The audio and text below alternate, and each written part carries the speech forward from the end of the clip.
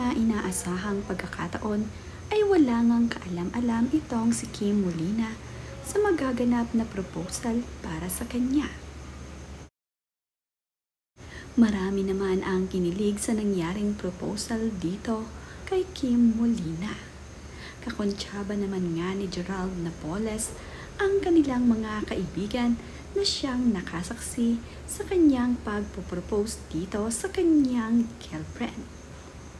Narito nga ang mga sweet memories at nakakakilig na mga kuha ni Kim Molina at ni Gerald Napoles. Noon pa man pala ay sila na ang magkasama.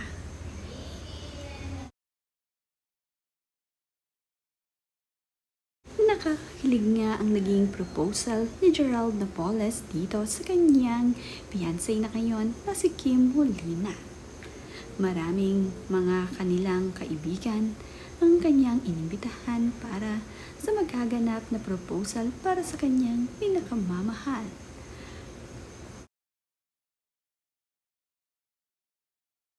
Hindi naman nga makapaniwala itong si Kim Molina na ngayon ay engaged na siya sa kanyang boyfriend na si Gerald Napoles. Talaga namang pinipilit niyang mag-sink in sa kanyang sarili na siya ay engaged na dito. Sweet na sweet nga sa kanilang mga larawan at video itong si Kim at Gerald. Sobrang saya nga ng mga kaibigan ni Gerald Napoles at Kim Molina ngayong malapit na nga silang ikasal. 10 taon din naman tumagal ang kanilang relasyon bago nga nag-propose itong si Gerald Napoles ito sa kanyang girlfriend.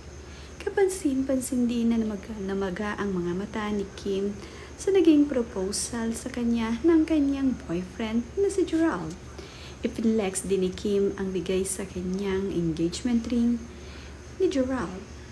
Happy ito at talaga namang masayang-masaya na ngayon ay natagpuan na nga niya ang kanyang forever. Kasal na nga lamang ang kulang para dito sa dalawang nagmamahalan.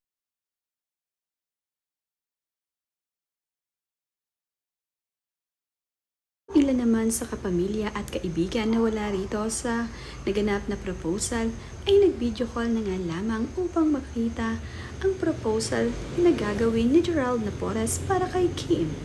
Ito namang si Dimples Romana ay isa sa pinakamasaya para sa kanyang kaibigan na si Kim Napoles.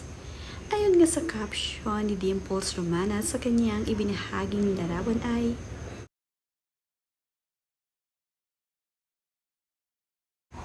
"The kind of love that sing in all season of life. I love you both. Congratulations, Gerald Napoles and Kim Molina."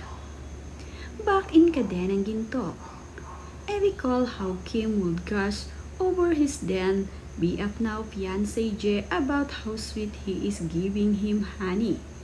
Pabaon in bottle that had cute stuff in it. Okay, won't reveal here. But I said, "Uy, sweet naman." And 10 years later, I still hear my little sister Kimmy have the singing gushing over voice how Jet take care of her. How beautiful and warm beauty to see a love that lives in the little moments. So here to the big ones, small ones and everything in between, my loves.